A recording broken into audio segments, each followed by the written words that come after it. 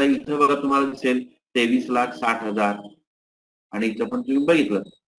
आता पुढे जाऊया आपण. आता आपण परचेस करून ठेवले, परंतु आजचा आपला उद्देश काय आहे? सेल्स आहे, जीएसटीआर 1 बघायचं आहे, त्यामुळे त्याच्यावर जास्त आपल्याला काम करायचं आहे. आता पहिलं जे उदाहरण आपण बघितलंय, इंट्रास्टेट आउटवर्ड सप्लाय B2B.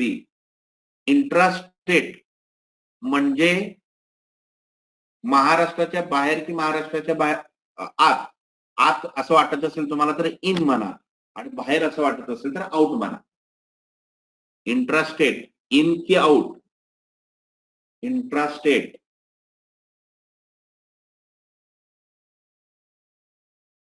बघा, महाराष्ट्रात जेव्हा आपण सेल करतोय तेव्हा त्याला म्हणायचं इंट्रास्टेट. B2B याचा अर्थ काय? Business to business, register person to register person. इथं जाऊया, ज्याला आपण सेल केलाय त्याला आपण पावती पण देणार आणि त्याला पावती दिली आपण टॅक्स इनवॉइस. आता या पावतीच्या आधारावरती आपल्याला काय करायचं आहे? एंट्री करायची आहे. हे आपलं आहे, आपली कंपनी आहे IT सोल्युशन. आणि बायर कोणाला सेल केलाय बघा? तुषार ट्रेडर्स. कुठल्या? राजारामपुरी, फर्स्ट लेन, कोल्हापूर. जीएसटी नंबर किती आहे? हा नंबर 27, म्हणजे महाराष्ट्रातला आहे. त्याच्यानंतर इनवॉइस नंबर हा आहे.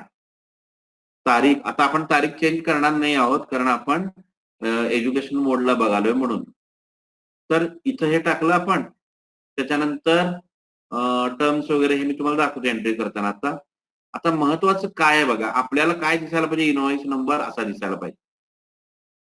तर आपला इनवॉइस नंबर ची नोंद करत असताना आपण F8 मध्ये जाणार सेल मध्ये, पण सेल मध्ये दिसतोय कसा? असा.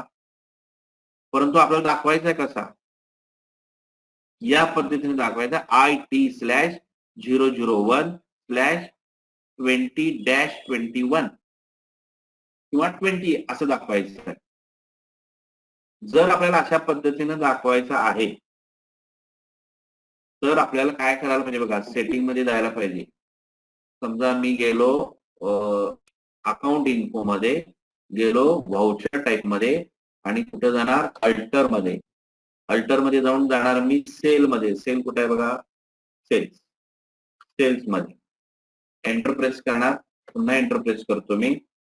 Enter, enter. आणि आता इथं जे दिसते यूज ऍडव्हान्स्ड कॉन्फिगरेशन, इथं येस म्हणणार. एंटर. आता इथं विचारले स्टार्टिंग नंबर, तुमचा नंबर कसा स्टार्ट पाहिजे? 1 पासून. विड्थ ऑफ न्यूमरिकल पार्ट किती अंकांपर्यंत पाहिजे? 3 अंकांपर्यंत, म्हणजे 1 पासून 999 पर्यंत. एंटर.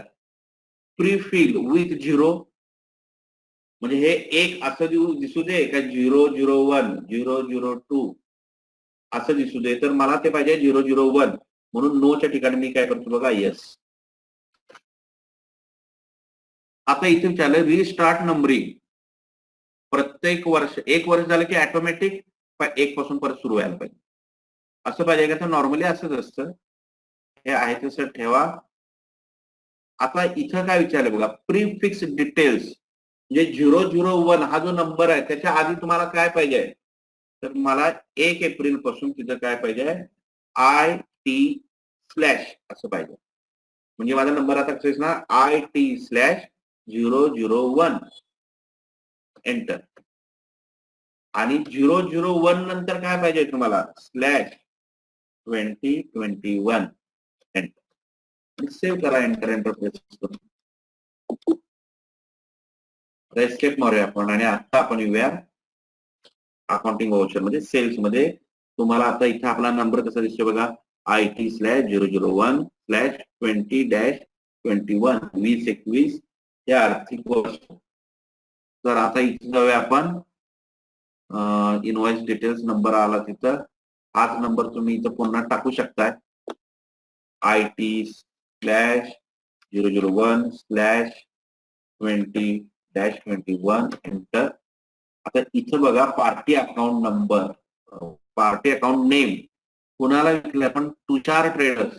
तर बनवून घेऊया. Alt+C मध्ये जाऊया.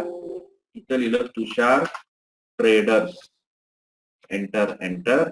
इथं लिहिलं सन्ड्री डेटर आपला कस्टमर आहे तो येस येस म्हटलं आणि त्याचा पत्ता काय आहे Rajarampuri Kolhapur enter enter press केलं एंटर महाराष्ट्र मधला आहे तो पिनकोड जो असेल तो टाईप केला आणि तो कसा आहे B2B आहे म्हणजे रेग्युलर आहे रजिस्टर आहे एंटर प्रेस केला आणि आता त्याचा इनवॉइस सॉरी जीएसटी नंबर आपल्याला बघायला पाहिजे 27GHFKJ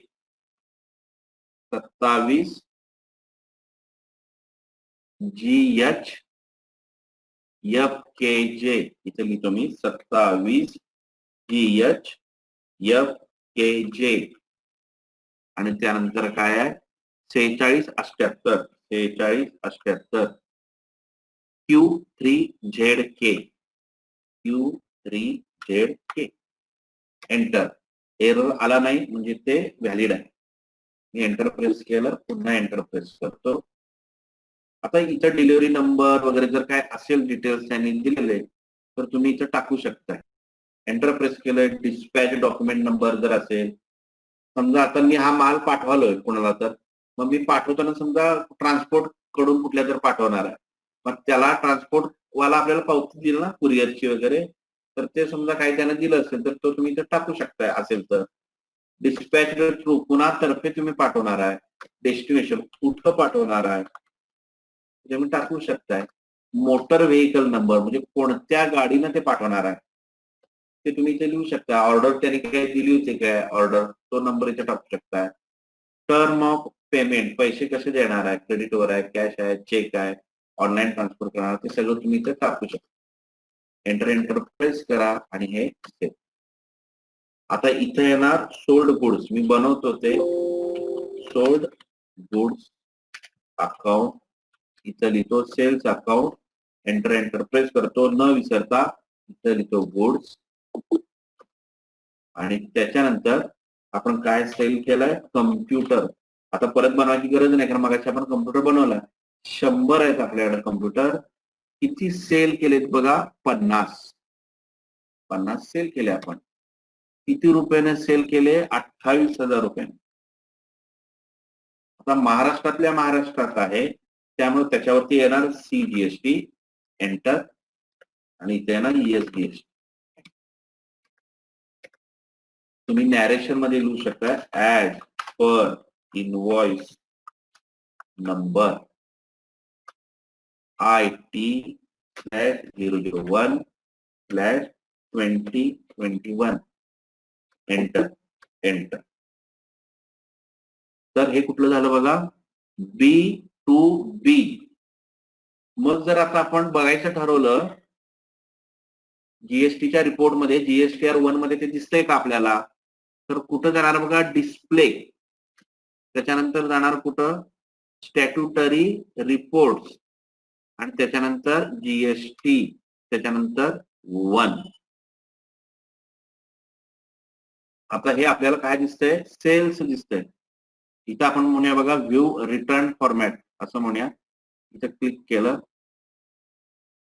इथं काय दिसतंय बघा B2B इनवॉइस किती वाउचर आहेत आपल्याकडे B2B चे 1 टॅक्सेबल व्हॅल्यू किती आहे 14 लाख त्याच्यावर CGST किती आहे एवढा ESGST किती आहे एवढा तर इथं आपल्याला 1,40,000 दिसतंय आणि आपल्याकडं टॅक्स आला किती हेही दिसतंय टोटल टॅक्सेबल व्हॅल्यू किती आहे आणि इनवॉइस अमाऊंट किती आहे ह्या दोन गोष्टी नेहमी लक्षात घ्या कारण तुम्ही काम करत असताना फार महत्वाचं आहे की टॅक्सेबल व्हॅल्यू म्हणजे काय टॅक्स लागू व्हायच्या आधीची अमाऊंट आणि इनवॉइस अमाऊंट म्हणजे टॅक्स ऍड करून झालेली अमाऊंट कारण GSTR 3B भरताना आपल्याला ही अमाऊंट टाकायची असते आणि आपण टाकतोय ही अमाऊंट म्हणजे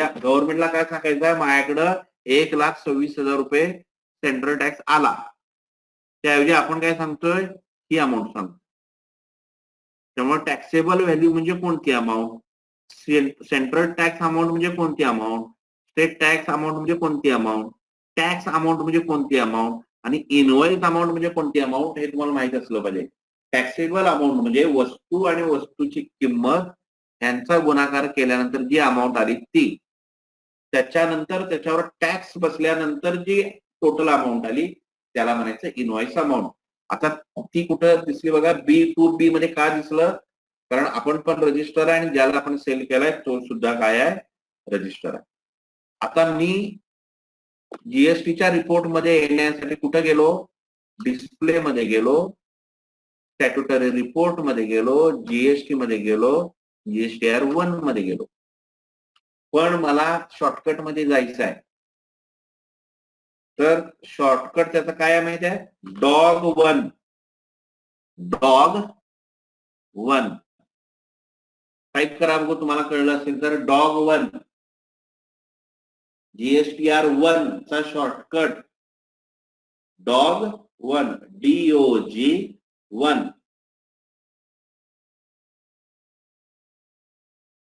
लक्षात आलं? तुम्हाला जर कोणतरी म्हणालं की मला जरा GSTR 1 चा रिपोर्ट दाखवा, तर काय टाईप करणार, DOG1,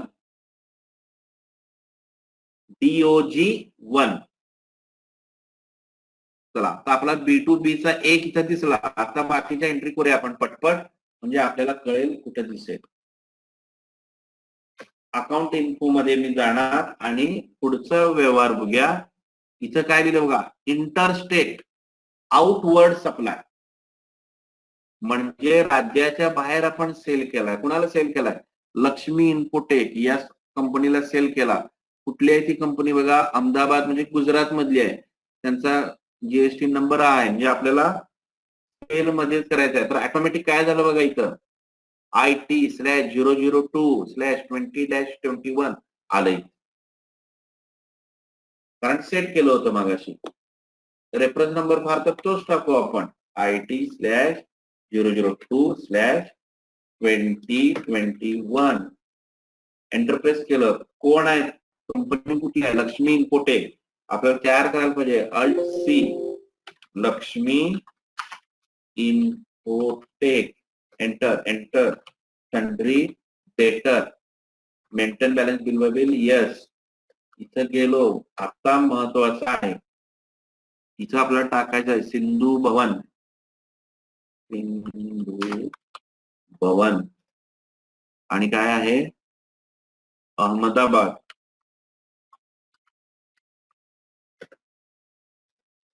स्टेट महत्वाचा आहे, गुजरात. आणि रजिस्टरच आहे तो. आणि हे महत्वाचं की त्याचा जीएसटी नंबर काय आहे, 24GFHJH. आता इथे लिहून 24GFHJH. आणि काय होतं, 3456. आणि पुढे आहे K2ZJ.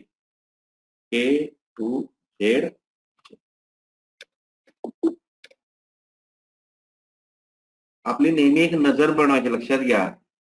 प्रत्येक जीएसटी नंबर मध्ये जो पॅन कार्ड मध्ये अंक असतात ना, ते 4 अंक कायम असतात. आता जसं मी म्हटलं 3456, 3456 जे आहे, म्हणजे इथं आपण बनवताना जे बघितलं मगाशी आम्ही तुम्हाला दाखवलं, इथं जे दिसतंय बघा, हे नेहमी 4 दिसणार तुम्हाला.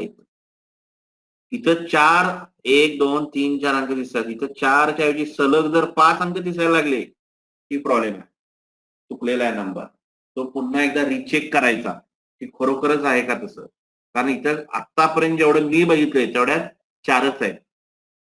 त्यामुळे जेव्हा मी जीएसटीचं काम करतोय, तुम्हाला मी दाखवतो ज्या कंपनीचं मी काम केलं काल परवा, त्यांचं रिटर्न भरले, त्यांचं मी अकाउंट ओपन करून तुम्हाला दाखवतो की ते जर चुकलं तर चुकलं सगळं, लक्षात घ्या. त्यामुळे हे फार महत्वाचं आहे, आपल्याला एक नजर आपली बनवावी लागते.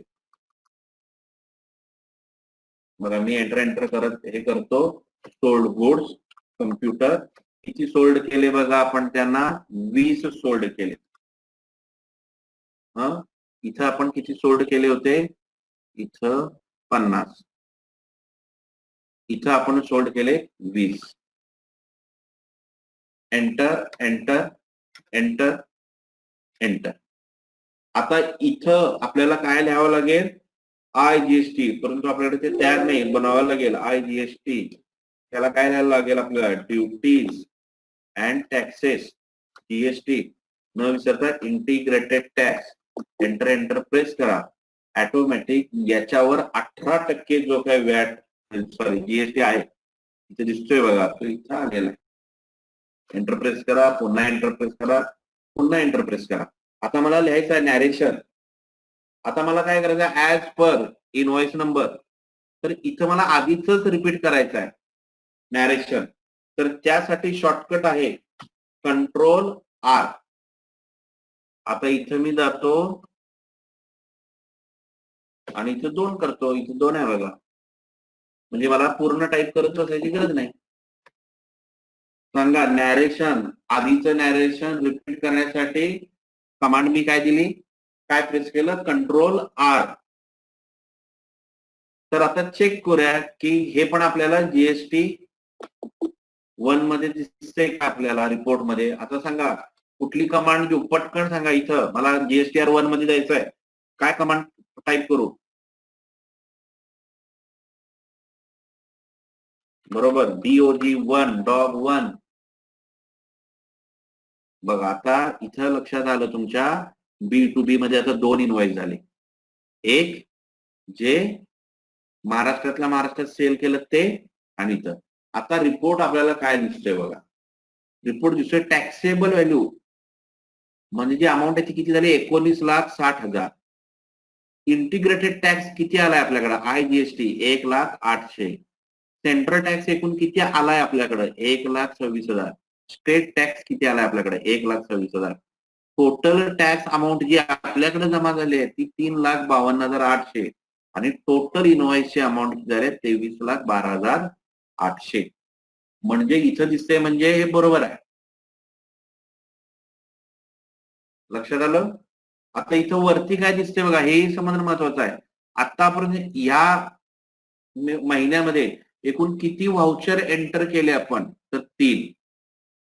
त्यातले GSTR 1 शी संबंधित किती आहेत, 2. GSTR 1 शी संबंधित नाही आहेत असे किती आहेत, 1. कुठला आहे सांगा, परचेसचा संबंध GSTR 1 शी नाही आहे, त्यामुळे ते 1 काय दाखवते, जे व्हाउचर आहे ते रिलेव्हंट नाही आहे. 2 जे सेलचे व्हाउचर आहेत ते रिलेव्हंट आहेत GSTR 1 शी.